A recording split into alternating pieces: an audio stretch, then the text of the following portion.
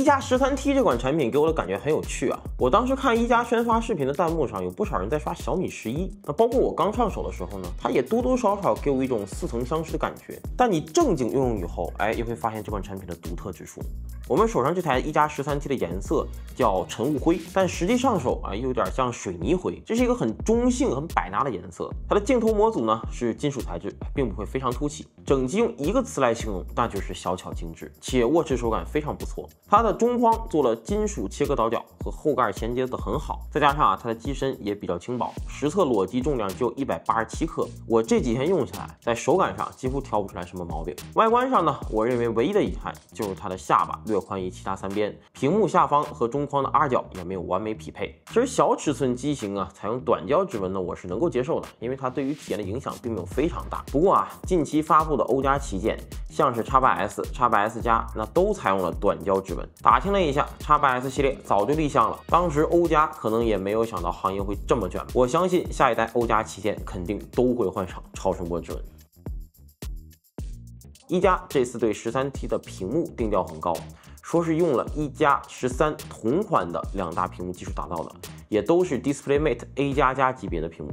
所以呢，我们就拿一加13来对比了一下。首先是全屏白底 HDR 的峰值亮度，一加13是1260多尼特，而一加13T还要略高20尼特左右。然后呢，我们在全屏白底300尼特对比了一下它们的可视角度，两者的色温会略有差异。不过2台手机旋转至45度甚至更大角度后，也没有明显偏色问题。从这2个测试来看呢，它们的显示素质都属于第一梯队，两者几乎没有太大区别。再看慧眼方面一加13T有2种调光模式，我们呢对比测试了一下，在全屏白底10尼特亮度下，全亮度低频闪在暗光下能看到明显的调光黑条，在肉眼上2个模式其实并没有太大的差别。不过每个人对于闪频对于护眼的敏感程度不一样，至少我这段时间使用下来呢，没觉得有什么问题。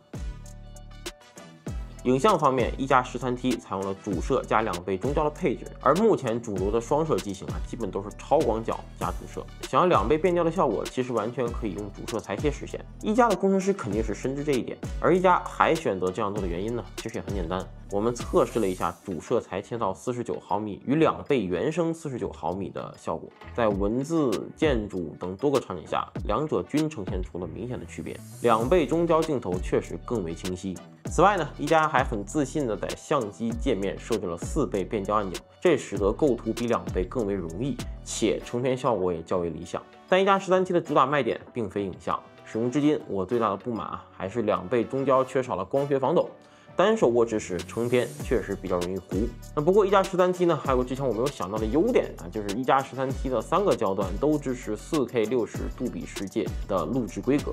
录制时呢还能切换镜头，录像防抖效果要比拍照稳定一些。那影像算得上是一加13T一个取舍的点，一加在影像方面的取舍换来的就是电池容量上的优势。同样是 6.3英寸左右的小尺寸机型 ，OPPO、vivo 也只能做到5700毫安时，而一加13T 却来到了6260毫安时。一方面呢，是一加13T的电池能量密度更大，达到了581瓦时每升，再加上一加13T在影像方面它少了个摄像头，机身内部有更大的空间留给了电池。以我自己的使用习惯来说基本上就是使用社交和工作软件，在只使用移动数据的情况下，把手机用到几乎没电，亮屏时间直接突破了11个小时，这个续航真的是妥妥用1天。那系统方面呢，从 Find N5 首次接入 DeepSeek， 再到现在一加13T 首发搭载满血版 ColorOS 15，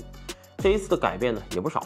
像是最近更新的桌面文件夹自由变形，全新的对接动画，再比如游戏静音启动、实况截屏，还有对我来说非常实用的小步记忆。那一加13T的快捷键默认就是一键闪击，它能一键识别屏幕内容并生成总结摘要，非常的方便。不过还是有一个建议就是我希望 OPPO 未来能让用户自定义长按、双击和3击的操作，这样快捷键的使用性和利用率我相信一定会更高。那这次呢，悬浮窗口还支持了透明度调节，这样全屏和浮窗的内容就都能看到了。不过呢，我发现了一个问题在飞书文档内打开小窗继续打字的话，浮窗内会出现一块很大的空白区域，像是预留给键盘的，但键盘实际上在外面，这样就导致了浮窗显示部分的利用率非常低。感觉这是一个软件 bug， 因为微博就没有这种情况，希望以后能优化一下。体验完呢，我认为一加13T的遗憾就是屏幕没能实现4边等宽，谈了短焦指纹，影像表现中规中矩。然而，当我看到了3399的售价时，确实感觉以上这些小点都不是什么大问题了。一加 13T 是一款好产品，小尺寸，手感好，续航更是让我震惊。可能影像没能让我特别满意，但这确实是取舍。正所谓没有完美的产品，只有最适合的产品。一加 T 系列的 T 啊，一直代表着升级，直到7T 都是这样。但后来一加也做出了妥协，只做旗舰的理念转变为了不仅做旗舰。如今雪藏了4、5年的 T 系列终于回归，虽有遗憾，但也圆满。OK， 那本期视频的交流就这么多了。各位觉得一加 13T 这款产品怎么样呢？如果喜欢本期视频的话，请点赞、评论、转发。我是 JK， 我们下期视频见，祝各位好运，拜拜。